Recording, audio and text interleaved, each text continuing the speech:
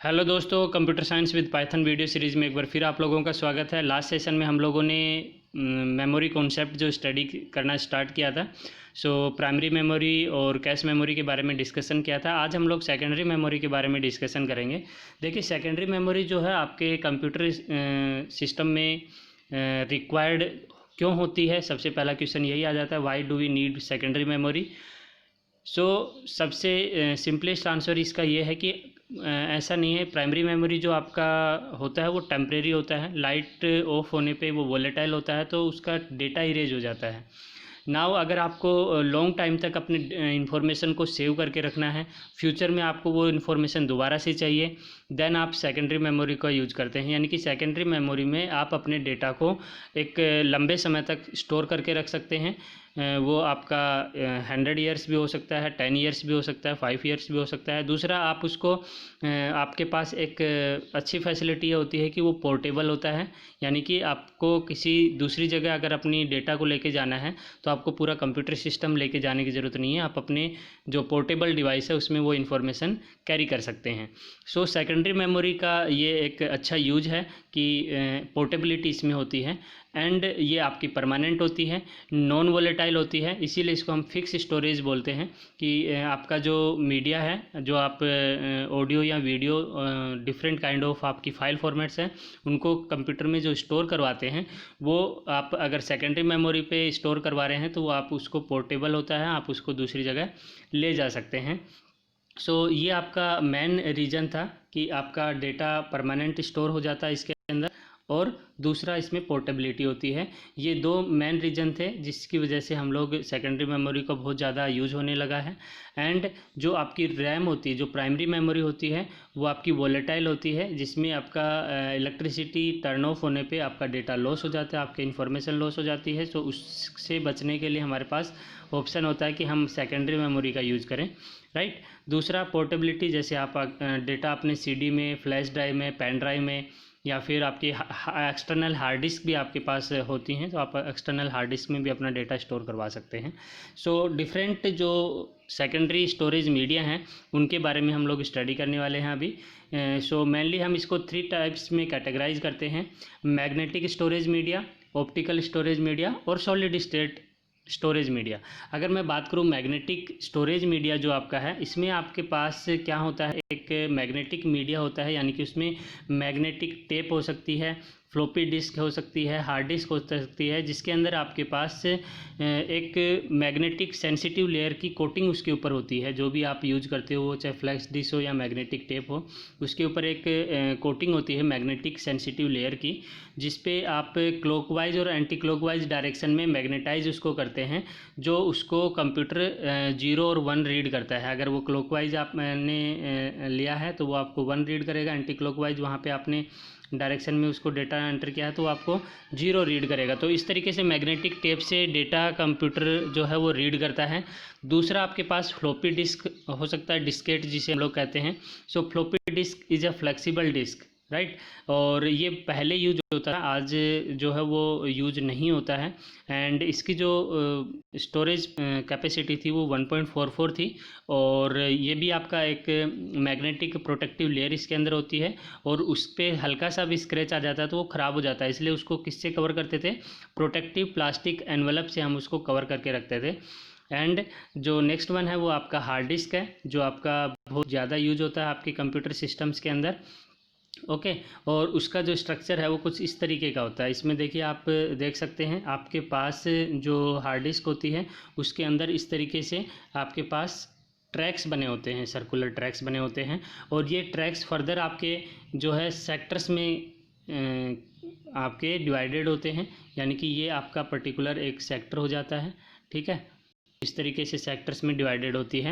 In track and sectors की form में आपका डेटा स्टोर होता है आपकी हार्ड डिस्क के अंदर, एंड उसको रीड करने के लिए यहाँ पे आपके पास रीड राइट हेड होता है, जिससे आप डेटा अपने हार्ड डिस्क में रीड कर सकें और राइट कर सकें। यानी कि आप अपने डेटा को स्टोर करवा सकें और जो स्टोर डेटा उसको रीड कर सकें, ओके। और इसका अगर हम पोजिशनल व्यू देखें तो कुछ ऐसा होता है कि आपके प्लेटर के ऊपर आपका हेड इस तरीके से उसको रीड करता है, तो आपके जो सरफेस होता है आपके हार्ड डिस्क का, ठीक है।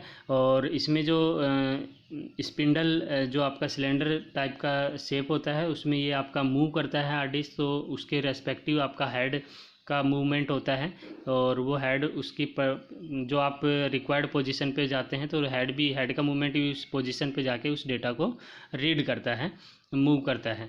ओके, सो ये रोटेटिंग डिस्क होती है, जिसमें आपका जो जैसे उसका रोटेशन, आपका कोई भी इंस्ट्रक्शन होता है उसके बिहाफ पे आपका रोटेशन होता है, और वो उस पर्टिकुलर मेमोरी एड्रेस को आपका हेड जो है वो रीड करता है, राइट। सो इस तरीके से आपके हार्ड डिस्क के अंदर आपकी इन्फॉर्मेशन सेव होती है। दूसरा जो मीडिया होता है आपके पास में, that is optical storage media. So optical storage media में आपकी डेटा जो है वो 0-1 की फॉर्म में कैसे सेव होती है, आपकी उसको लेज़र बीम से हम लोग रीड करते हैं, और आपके पास जो डिफरेंट ऑप्टिकल स्टोरेज मीडिया हैं उसमें जो पॉपुलर हैं that are CD and DVD, और इन CD और DVD के ऊपर आपकी जो इन्फॉर्मेशन है वो पिट्स और रेजेज की फॉर्म में आपकी इन्फॉर्मेशन 0 और 1 की फॉर्म में सेव होती है। पिट्स जहाँ पे होता है वो आपका 0 कंसिडर होता है, और राइज जहाँ पे आपका उभार होता है यानी कि उसके अंदर, वो आपका 1 होता है।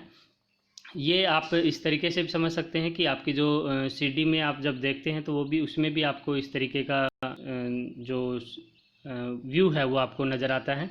और जो CD होती है उसका फुल फॉर्म आपका जनरली पूछ भी लिया जाता है, दैट इज़ कॉम्पैक्ट डिस्क, और इसमें हम अप्रोक्स 650 to 700 मेगाबाइट जो डेटा है वो स्टोर करवा पाते हैं, और आपका इन्फॉर्मेशन 0-1 की फॉर्म में आपके CD के अंदर स्टोर होता है।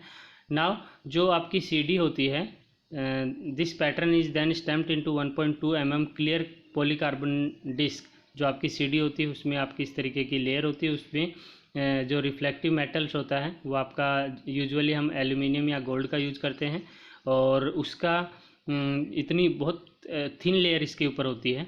ओके, और उस डेटा को रीड करने के लिए हम लोग इंफ्रारेड लेजर बीम का यूज़ करते हैं। जो आपका CD ड्राइव होता है आपके कंप्यूटर सिस्टम के अंदर, CD को रीड करने के लिए CD ड्राइव होना ज़रूरी होता है।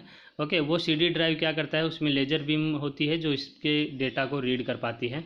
ओके, नाउ इसी इन अ सिमिलर वे आप देखेंगे कि CD भी आपके पास मार्केट में 3 तरीके से अवेलेबल होती है, 3 टाइप्स की अवेलेबल होती है।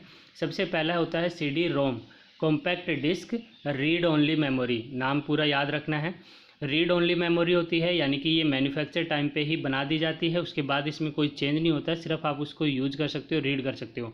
सो जितने भी सॉफ्टवेयर्स आपके पास मार्केट में अवेलेबल होते हैं, वो चाहे एंटीवायरस सॉफ्टवेयर हैं, वो चाहे आपका जो ऑपरेटिंग सिस्टम है विंडोज़ है उसकी CD है, या फिर कोई आप गेम लेके आते हैं, सेटअप जो होते हैं वो जो मैन्युफैक्चर होके आते हैं उनमें आप फर्दर कोई चेंज नहीं कर सकते, तो वो सारे कैसे होते हैं, रोम होते हैं, CD-ROM होते हैं, यानी कि सिर्फ वो रीड करने के लिए होते हैं, उसमें हम कोई चेंजेज हम लोग नहीं कर सकते, चाहे वो गेम से रिलेटेड एनसाइक्लोपीडिया हो या एप्लीकेशन सॉफ्टवेयर है। सो इस तरीके के सॉफ्टवेयर्स आपके CD-ROM में आते हैं। दूसरा होता है आपका CD-R, R stands for recordable, compact disk recordable. इसका मीनिंग ये होता है कि ये जो आप मार्केट से ब्लैंक CD जो परचेज करते हो, बहुत बार आपको ज़रूरत हुआ होगा प्रोजेक्ट बनाने के लिए, स्कूल से आपको मिला होगा, ठीक है, या फिर आपने किसी और पर्पज़ के लिए मार्केट से ब्लैंक CD लेते हैं, देन उसमें डेटा राइट करते हैं, उसके ऊपर डेटा बर्न करते हैं। सो इस तरीके का जो प्रोसीजर है, जो CD ब्लैंक आती है और उसमें आप डेटा स्टोर कर सकते हो और सिर्फ एक ही बार कर सकते हैं, तो वो आपकी CD रिकॉर्डेबल कहलाती है, CD-R कहलाती है। यानी कि दोबारा अगर आप उस पर डेटा इंसर्ट करेंगे, डेटा उसमें लिखेंगे, तो वो राइट नहीं करेगा, सिर्फ आप अगेन दूसरी बार आप सिर्फ उसको आप रीड कर सकते हैं, ठीक है। तो वो आपका क्या होता है, CD रिकॉर्डेबल होता है। इन अ सिमिलर मैनर मार्केट में CD-RW भी होता है, रीड राइट। ये आपका जो कॉम्पैक्ट डिस्क है रीड राइटेबल होता है, यानी कि उसमें डेटा आप रीड भी कर सकते हैं, दूसरा आप उस पर राइट भी कर सकते हैं।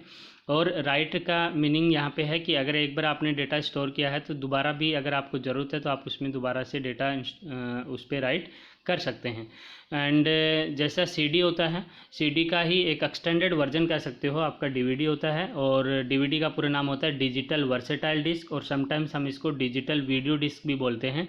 इसकी जो स्टोरेज कैपेसिटी है वो आपकी जो CD होती है उससे अप्रोक्स 6 टाइम्स ज़्यादा होती है, यानी कि उसमें आप अप्रोक्स 700 MB स्टोर करवाते हैं सीडी में, यहाँ पे आप डीवीडी में अप्रोक्स 4 GB डेटा जो है वो स्टोर करवा सकते हैं। 4.7 से 17 GB ऑफ डेटा आप डीवीडी में स्टोर करवा सकते हैं। और डीवीडी भी आपके पास मार्केट में 3 टाइप्स में अवेलेबल होती हैं। रीड ओनली मेमोरी, जिसमें आपके पास पहले से बनी हुई डीवीडी होती है, मैन्युफैक्चर्ड टाइम पे बनती है और उसमें हम कोई चेंज नहीं कर सकते। रिकॉर्डेबल में हम सिर्फ एक बार डेटा रिकॉर्ड कर सकते हैं। और रीड राइटेबल जो होती है उसमें हम रीराइट कर सकते हैं, दोबारा से लिख सकते हैं और उसको रीड कर सकते हैं, डेटा को चेंज कर सकते हैं, नए डेटा को उसके अंदर आप स्टोर करवा सकते हैं दोबारा से। ठीक है। नाउ सबसे जो इम्पोर्टेंट वन है, लेटेस्ट जो टेक्नोलॉजी है ऑप्टिकल स्टोरेज मीडिया की। ऑप्टिकल स्टोरेज मीडिया जहाँ भी मैं बात कर रहा हूँ, वो चाहे सीडी है, डीवीडी है या ब्लू रे डिस्क है, वो आपका लेज़र बीम से रीड होता है और उसके लिए आपके कंप्यूटर सिस्टम में सीडी डीवीडी राइटर होना चाहिए। ठीक है।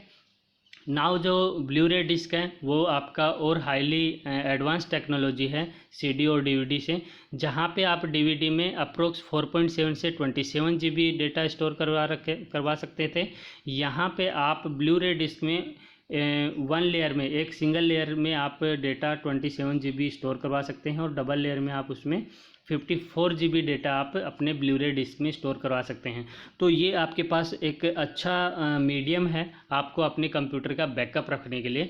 तो ज़्यादातर हम बैकअप का यूज़ करने के लिए, अपने कंप्यूटर सिस्टम के बैकअप्स के लिए ब्लू रे डिस्क का यूज़ करते हैं, जो कि आपके पास read write data on disc आपके पास अवेलेबल होती है।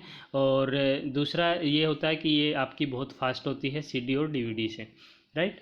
नाउ जो नेक्स्ट आपका है third one, solid state memories, यानी कि जो solid state memories, solid state से यहाँ पे मीनिंग है इसमें कोई मूविंग पार्ट नहीं होता है। और दूसरा आपके पास इसमें ऐसा नहीं है कि आप डेटा एक ही बार रिकॉर्ड कर सकते हैं, आप इसमें डेटा बार बार आप इसमें डिलीट कर सकते हो, दोबारा से नया डेटा इंस्टॉल कर सकते हो, नया डेटा को यूज़ कर सकते हो। एक फ्लैश मेमोरी की तरह हम इसको यूज़ करते हैं। फ्लैश मेमोरी क्या होती है, जिसमें हम अपने डेटा को फ्लैश कर सकें, इरेज कर सकें और दोबारा से नए डेटा को उसमें स्टोर कर सकें। ओके। सो जितने भी तरीके की जो आपकी पेन ड्राइव्स हैं या आपके पास मेमोरी कार्ड है, वो सब क्या होती हैं, सॉलिड स्टेट मेमोरीज होती हैं। सो पेन ड्राइव का आप यूज करते हो ईप्रोम बेस्ड फ्लैश मेमोरी, यानी कि electrical erasable programmable read only memory. आप इसके डेटा को इलेक्ट्रिकली इरेज कर सकते हैं और नया डेटा दोबारा से आप इसमें लिख सकते हैं। और सबसे इम्पोर्टेंट चीज़ है कि ये सारे जो डिवाइस हम लोग स्टडी करें, सेकेंडरी मेमोरी, ये आपकी पोर्टेबल होते हैं, आप इनको दूसरी जगह ले जाके दूसरे सिस्टम में भी इनको यूज़ कर सकते हैं। ठीक है।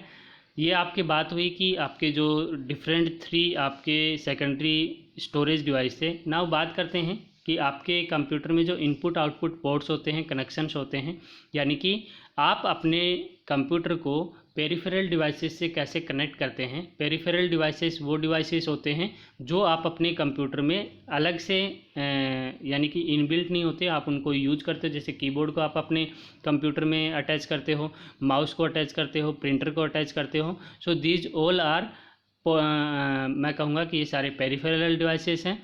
वो चाहे कैमरा हो, वो चाहे आपका स्मार्टफोन हो, आप उनको यूज करते हो किसकी हेल्प से, डिफरेंट पोर्ट्स की हेल्प से आप अपने कंप्यूटर के अंदर उनको कनेक्ट करते हैं। सो जो कनेक्शन के लिए डिफरेंट पोर्ट्स आपके पास अवेलेबल होते हैं, ये आप व्यू देख सकते हो। आपका सीपीयू जो है पीछे से आपको कुछ इस तरीके का नज़र आता है। यहाँ पे जो ये आपका शो हो रहा है, ये आपका फ़ैन होता है, ये कूलिंग के लिए हम लोग यूज करते हैं जनरली इसको। और यहाँ पे आप अपने सीपीयू को पावर सप्लाई देते हैं और उसके नीचे आपके पास PS/2 पोर्ट्स होते हैं। पैरेलल और सीरियल पोर्ट जो आपके यहाँ पे होते हैं, 2 पोर्ट होते हैं कीबोर्ड और माउस के लिए। पहले आपके जनरली हम लोग इनको बहुत जो आज का करंट टाइम है इसमें हम इनको यूज कम करते हैं, क्योंकि जो आपका कीबोर्ड और माउस है वो USB ज़्यादा यूज हो रहा है आजकल। PS/2 पोर्ट का यूज कम होने लग गया है। ओके। यहाँ पे आपके पास सीरियल पोर्ट होता है, उसके नीचे VGA stands for video graphics adapter. जो आपकी मॉनिटर होता है, मॉनिटर आपका यहाँ पे VGA पोर्ट के अंदर कनेक्ट होता है। उसके नीचे आपके पास USB पोर्ट होते हैं। USB पोर्ट में आप अपना कीबोर्ड लगा सकते हैं, USB कीबोर्ड, USB माउस, अपनी फ्लैश ड्राइव, अपनी पेन ड्राइव, आप यहाँ पे अटैच कर सकते हैं। उसके पास ही आपके पास RJ45 कनेक्टर होता है। RJ45 जो है नेटवर्क इंटरफेस कनेक्टर होता है, जो आपकी लैन वायर होती है जिससे आप अपना मॉडेम कनेक्ट करते हैं, वो यहाँ पे आपका RJ45 पोर्ट के अंदर लगता है। एंड आपके पास यहाँ पे पैरेलल पोर्ट होता है जिसमें आप अपना प्रिंटर अटैच कर सकते हैं। एंड नीचे आपके पास ऑडियो जैक होता है जिसमें आप अपना स्पीकर अपना अटैच करते हो ऑडियो जैक के अंदर। एंड 56 के मॉडर्न जो है वो यहाँ पे होता है, इसको आप एज ए इथरनेट यूज कर सकते हैं, नीचे जो आपका ऑप्शन होता है, ठीक है। सो ये डिफरेंट पोर्ट्स होते हैं, इन पोर्ट्स को भी थोड़ा सा हम लोग स्टडी कर लेते हैं। जो सीरियल पोर्ट होता है उसकी स्पीड थोड़ा स्लो होती है क्योंकि उसमें हम सिर्फ 1 बिट डेटा एक टाइम में हम लोग यूज़ कर पाते हैं। सो सीरियल पोर्ट जो होता है उसमें हमारा डेटा रेट जो है वो स्लो होता है, इसलिए इसकी स्पीड जो होती है वो स्लो होती है। और जनरली हम लोग माउस और उसको आपका मॉडेम को कनेक्ट करने के लिए सीरियल पोर्ट का यूज़ करते हैं, जो कि मैंने कहा कम हो गया है। अब हम लोग USB आपका कीबोर्ड और माउस यूज़ करने लगे हैं, राइट। नेक्स्ट आपका है आपका VGA पैरेलल पोर्ट। जो VGA केबल जो आपकी लगती है, वीडियो ग्राफिक्स अडेप्टर जहाँ पे हम लोग कहते हैं, जो आपकी मॉनिटर की वायर होती है वो आपकी 8 बिट डेटा आपकी वन टाइम में सेंड कर सकती है। ये देखिए इस तरीके से आपकी 8 बिट डेटा आप अपने कंप्यूटर से ट्रांसमिट कर सकते हैं अपने मॉनिटर के अंदर। सो इसकी जो स्पीड है वो सीरियल पोर्ट से फास्ट होती है। और आप अपना प्रिंटर कनेक्ट करते हैं, स्कैनर कनेक्ट करते हैं, CD राइटर कनेक्ट करते हैं, वो आपका पैरेलल पोर्ट होता है। नाउ जो PS/2 पोर्ट जो मैं बता रहा था वो आपके जनरली यूज होते थे माउस और कीबोर्ड को अटैच करने के लिए। जो ग्रीन वाला आपका पोर्ट होता था वो माउस के लिए होता था, और पर्पल पोर्ट आपके कीबोर्ड के लिए यूज होता था। और ये जनरली आपका पहले जो यूज होने वाले पोर्ट हैं, और इनका यूज अब मिनिमाइज हो गया है। अब आप USB का यूज करते हो, और ये जो कलर होते थे ये स्टैंडर्ड होते थे, हर आपके CPU में इसी तरीके का कलर मिलता था। सिंबल आपके कई बार नहीं भी बने होते थे, बट आपकी वायर जो है वो इसी रेस्पेक्टिव कलर्स की बनती थी, सच दैट आपको कनेक्शन में कोई समस्या ना हो। नाउ USB पोर्ट्स आप वेल नोन होंगे इस USB पोर्ट के बारे में। अगर आपको मोबाइल फ़ोन कनेक्ट करना है तो आप USB पोर्ट का यूज करते हैं, आपको पेन ड्राइव कनेक्ट करनी है तो आप इसका यूज करते हैं। इसको हम बोलते हैं USB पोर्ट, और इसका पूरा नाम होता है यूनिवर्सल सीरियल बस, ओके। जिससे आप अपने जो पेरिफेरल डिवाइस है, आपकी जो फ्लैश ड्राइव है, उससे आप डायरेक्ट इंटरेक्शन कर सकते हैं आपके ऑपरेटिंग सिस्टम से with the help of USB port. Infrared port होता है जिसमें हम अपने जो डेटा है वो ट्रांसमिट करते हैं इंफ्रारेड वेव की हेल्प से। तो ये पोर्ट अगर आपके पास आपके कंप्यूटर में इनबिल्ट है, देन आप क्या कर सकते हो, आप बिना केबल के आप कंप्यूटर से कनेक्ट कर सकते हैं। दूसरा, इसकी रेंज जो होती है वो कम होती है, अगर आप सिस्टम से ज़्यादा दूर हैं तो आप उससे कनेक्ट नहीं हो पाते हैं। इन सिमिलर में आपके पास ब्लूटूथ पोर्ट होता है, और ब्लूटूथ अगर आपके पास सिस्टम में इनेबल्ड है, देन आप क्या कर सकते हैं, आप अपने दूसरे स्मार्टफोन या दूसरे किसी सिस्टम के ब्लूटूथ से आप अपने डेटा को ट्रांसमिट कर सकते हैं एक सिस्टम से दूसरे सिस्टम में, या एक स्मार्टफोन से दूसरे कंप्यूटर सिस्टम के अंदर। और इसका भी जो है आपकी रेंज होती है 100 मीटर अप्रोक्स रेंज होती है। इससे ज़्यादा डिस्टेंस अगर आप दो सिस्टम्स के बीच में हैं तो आप अपना कम्युनिकेशन पॉसिबल आपके लिए नहीं हो पाता है। नेक्स्ट आपका जो इम्पोर्टेंट वन है दैट इज़ फायरवायर पोर्ट। और फायरवायर पोर्ट जो है वो यूज होता है जनरली जो आप कैमकोडर या डिजिटल कैमरा यूज़ करते हो, उसके डेटा को आपको कंप्यूटर में कनेक्ट करने के लिए आपके पास इस तरीके का पोर्ट होता है, और उसका यूज़ करते हो, जिससे आपका एक नंबर 1 जो मैं कहूँ कि इसकी स्पीड जो है वो फास्ट होती है, डाटा ट्रांसफ़र रेट जो होती है वो इसकी फ़ास्ट होती है। और आपके लिए जो फायरवॉर पोर्ट है उसमें इस USB केबल नहीं लगता है, इसके लिए आपके पास फायरवायर केबल होनी चाहिए। इसका जो साइज़ होता है वो लिटिल बिट डिफ़र होता है किससे, आपके USB केबल से। और इसकी हेल्प से आप अपने डिजिटल कैमरा या स्कैनर या आपके कैमकोडर है उससे आप अपनी इन्फॉर्मेशन या फ़ोटोज़ या वीडियोज़ ट्रांसफ़र कर सकते हैं किसमें, अपने कंप्यूटर सिस्टम के अंदर। सो ये आपके सेकेंडरी मेमोरी स्टोरेज डिवाइसेस थे और डिफरेंट पोर्ट्स थे। सो यहाँ पे आपका चैप्टर 4 फिनिश हो जाता है, यूनिट 1 आपकी फिनिश हो जाती है। अगर आपको यूनिट 1 से कोई भी डाउट है वो आप अपने कमेंट बॉक्स में लिख के मुझे बता सकते हैं, मुझसे पूछ सकते हैं, सच दैट मैं आपकी क्वेरी को सोल्व कर पाऊँ, आपके डाउट्स पे वर्क कर पाऊँ, ठीक है। और नेक्स्ट सेशन में हम लोग नेक्स्ट यूनिट स्टार्ट करेंगे। So keep learning, keep watching. अगर आपने वीडियो सब्सक्राइब नहीं किया तो सब्सक्राइब ज़रूर कर लीजिए, अपने दोस्तों के साथ शेयर कीजिए जो कंप्यूटर साइंस में इंटरेस्ट रखते हैं, पाइथन लैंग्वेज में इंटरेस्ट रखते हैं। And best of luck.